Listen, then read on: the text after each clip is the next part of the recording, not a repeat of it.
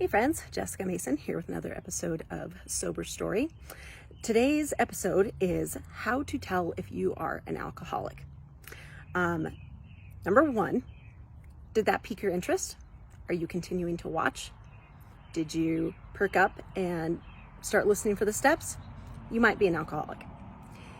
There is no, as far as I know, official diagnosis of being an alcoholic.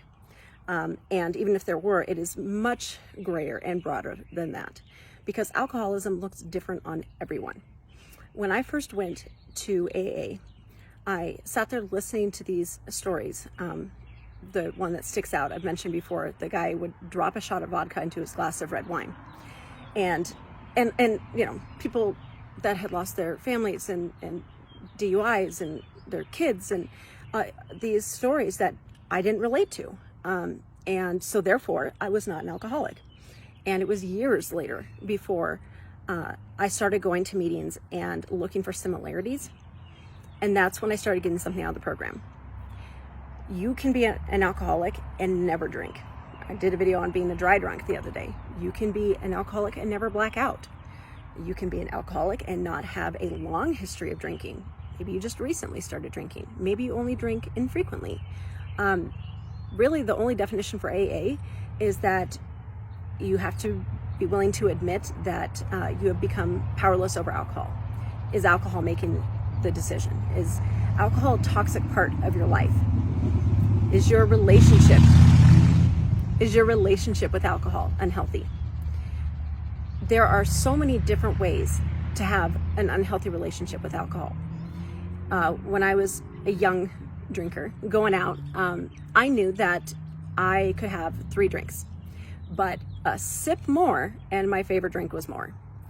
And I stayed within that 3 drink limit or, went balls out. But I didn't black out. I was a functioning adult. I only drank on the nights that I didn't have my child. And at that time it was 2 nights a week, Thursdays and Saturdays. But I drink every Thursday and Saturday. I've heard stories from different people that are so greatly different. But when you start looking for the things that you have in common with them, it starts resonating with you. And it's not so much what it looks like, it's what it feels like. And our culture is so based around alcohol. I mean, they started selling it at Starbucks, for Pete's sake, like Starbucks. And the whole mommy needs wine movement. And, the idea that people need alcohol for something, that's an unhealthy relationship. If you were saying it about somebody you were dating, I need this person to be okay. That's unhealthy. And it's never going to go good places for either of you. And it's the same with alcohol. If you need alcohol, when you're anxious or you're tired or you're depressed or whatever it is, that's not a healthy relationship.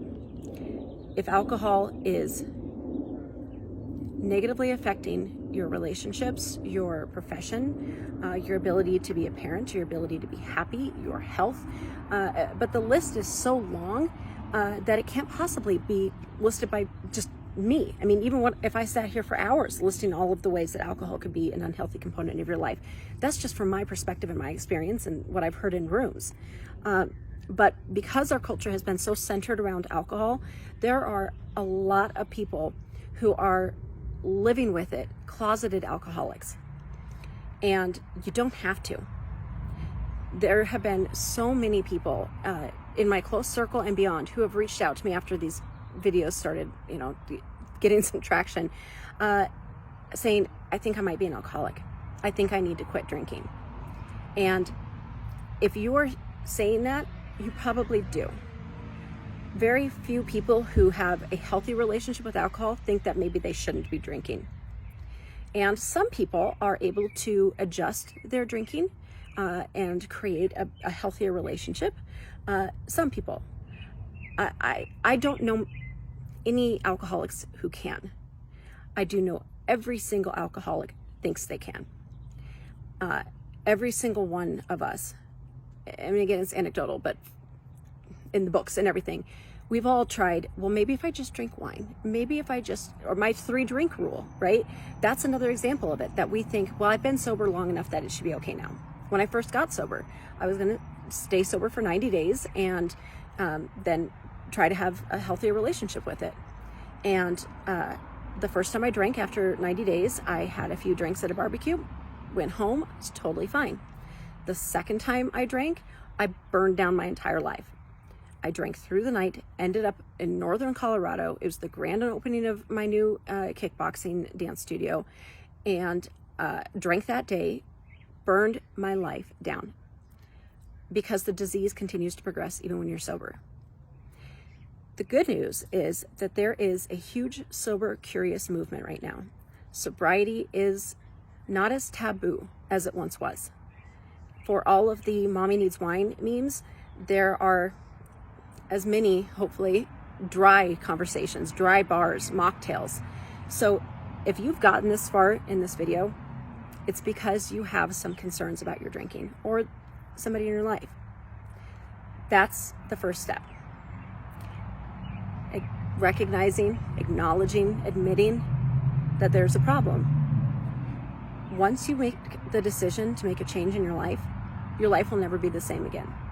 No matter how long it takes to get sober or whatever ends up coming from there. But once you make that decision, you never have to take another drink again if you don't want to.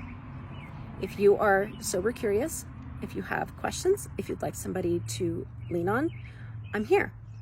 I have had great support through my sobriety, and thankfully I am now in a place where I am able to offer that support to others. And if it's not me, reach out to someone else. Look online, do some research, read a book, listen to a podcast. We are in the age of information, so use it to your advantage and have a healthy relationship with all of the things that you are putting into your body, all of the things you're spending your time on, your money on, and have a healthy life. It starts and ends with you. Good luck, guys.